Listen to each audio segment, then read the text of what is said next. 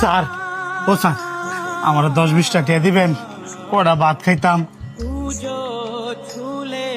10-20 টাকা ভাত খাওয়া যায় রে? দাম দামি করার আর জায়গা পাস না।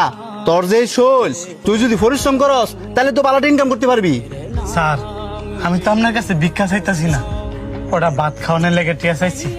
আপনি যদি টিয়া না দেন, আমার কটা ভাত খাওয়ার ব্যবস্থা করে দেন না স্যার। আমি তোর কইতে ভাতের ব্যবস্থা করে দিমু। আমি নিজে তো দিন রাত পরিশ্রম করি কটা ভাতের লাগিয়া। যাও অন্য দেখ। স্যার, এই অসল ফাওটা লইয়া শরীরটা আর মানতাছে না, এন্দা আবার প্রচন্ড খিদাও লাগছে। আমি কিন্তু স্যার ভিক্ষা করে খাই না, আমি একজন দিন মজুর।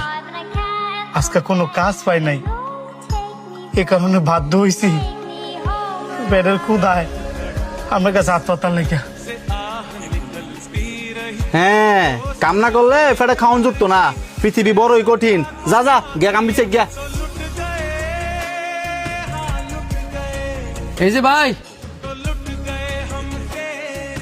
আপনি ওই এদিকে এদিকে।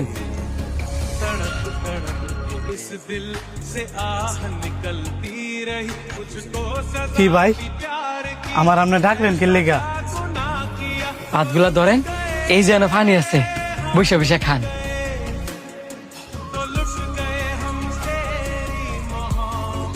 আমি কেমনে খাই? এই ভাত তো আপনি খাইতে বসেন। আমি খাইতে বসি দেখে কি হয়েছে? আমার খিদার চেয়ে আপনার খিদাটাই বেশি। ধরেন, তাড়াতাড়ি বয়ে খেয়াল। ভাই, আপনারা জানি কি কমু, আমি নিজেও বুঝতেছি না। আপনার বোঝা লাগতো না, ভাতগুলা খাইয়া আমার লেগে দোয়া করেন, তাই লইব।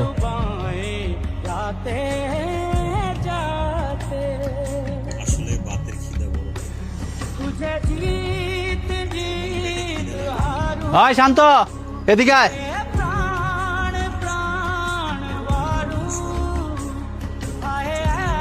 আপনি বসে খান, আমি দেখতাছি। জি ছোট সাহেব বলেন। দিন দিন দেখা যায় দরা তুতলায় পড়তাছে। এই যে তুই তোর বাগের খাবার তার জন্য দেলাইছস, তোর লাগে কি বাড়ির ভিতরে এক্সট্রা খাবার আনতে তুইছে? না ছোট সাহেব, ওই লোকটা তো আমার চেয়েও ক্ষুধার্ত, এই কারণে আমার বাগের খাবারটা ওই লোকটারে দিয়ে দিচ্ছি। আবার মুখ কথা কস? ভাতগুলো আয় করতে তুই কি ঘরের ভিতরে চাল কিনা তুই যাস? ছোট সাহেব, এত অহংকার ভালো না। আল্লাহ পাক আমনে ঘরে ধন সম্পদ দিছে ঠিকই, কিন্তু মন দিছে না।